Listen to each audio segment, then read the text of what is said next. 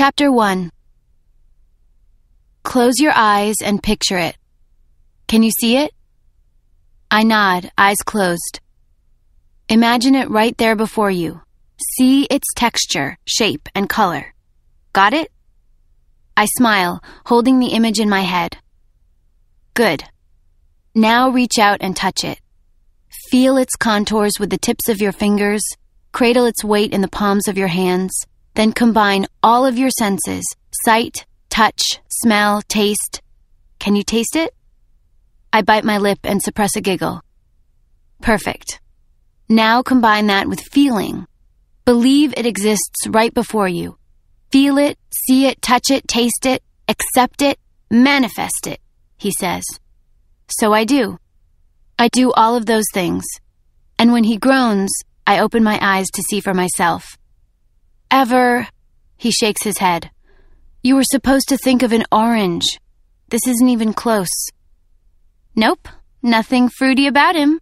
I laugh, smiling at each of my Damens, the replica I manifested before me and the flesh and blood version beside me. Both of them seem equally tall, dark, and so devastatingly handsome they hardly seem real. What am I going to do with you? The real Damen asks, attempting a disapproving gaze but failing miserably. His eyes always betray him, showing nothing but love. I glance between my two boyfriends, one real, one conjured. I guess you could just go ahead and kiss me. Or if you're too busy, I'll ask him to stand in. I don't think he'd mind. I motion toward Manifest Damen, laughing when he smiles and winks at me, even though his edges are fading and soon he'll be gone. But the real Damen doesn't laugh. He just shakes his head and says, please, you need to be serious. There's so much to teach you. What's the rush? I fluff my pillow and pat the space right beside me, hoping he'll move away from my desk and come join me. I thought we had nothing but time. I smile, and when he looks at me, my whole body grows warm and my breath halts in my throat, and I can't help but wonder if I'll ever get used to his amazing beauty, his smooth olive skin, brown shiny hair, perfect face, and lean sculpted body, the perfect dark yin to my pale blonde yang. I think you'll find me a very eager student, I say, my eyes meeting his, two dark wells of unfathomable depths. You're insatiable, he whispers, shaking his head and moving beside me, as drawn to me as I am to him. Just trying to make up for lost time, I murmur, always so eager for these moments, the times when it's just us, and I don't have to share him with anyone else. Even knowing we have all of eternity laid out before us doesn't make me any less greedy. He leans in to kiss me, foregoing our lesson. All thoughts of manifesting, remote viewing, telepathy, all of that psychic business replaced by something far more immediate as he pushes me back against a pile of pillows and covers my body with his, the two of us merging like crumbled vines seeking the sun. His fingers snake under my top, sliding along my stomach to the edge of my bra as I close my eyes and whisper, I love you. Words I once kept to myself, but after saying it the first time, I've barely said anything else.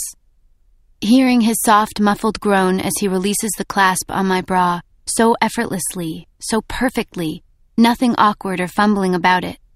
Every move he makes is so graceful, so perfect, so maybe too perfect.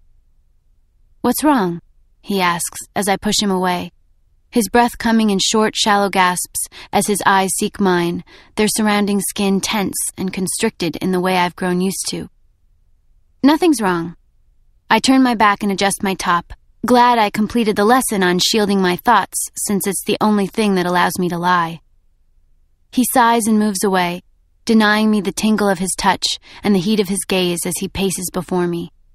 And when he finally stops and faces me, I press my lips together, knowing what's next. We've been here before. I'm not trying to rush you or anything. Really, I'm not, he says, his face creased with concern. But at some point you're going to have to get over this and accept who I am. I can manifest anything you desire, send telepathic thoughts and images whenever we're apart, whisk you away to Summerland at a moment's notice. But the one thing I can't ever do is change the past. It just is. I stare at the floor, feeling small, needy, and completely ashamed.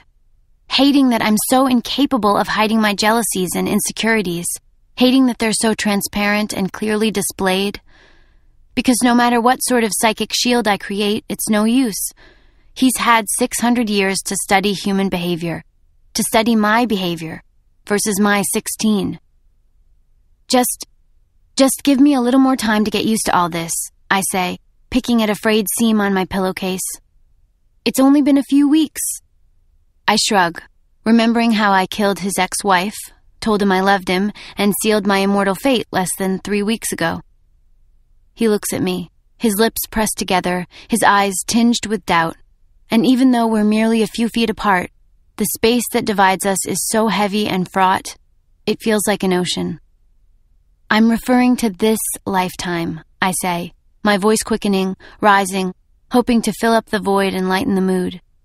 And since I can't recall any of the others, it's all I have. I just need a little more time, okay?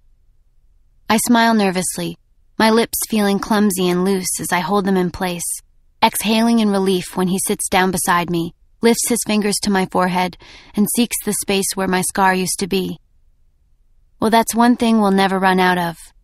He sighs, trailing his fingers along the curve of my jaw as he leans in to kiss me, his lips making a series of stops from my forehead to my nose to my mouth.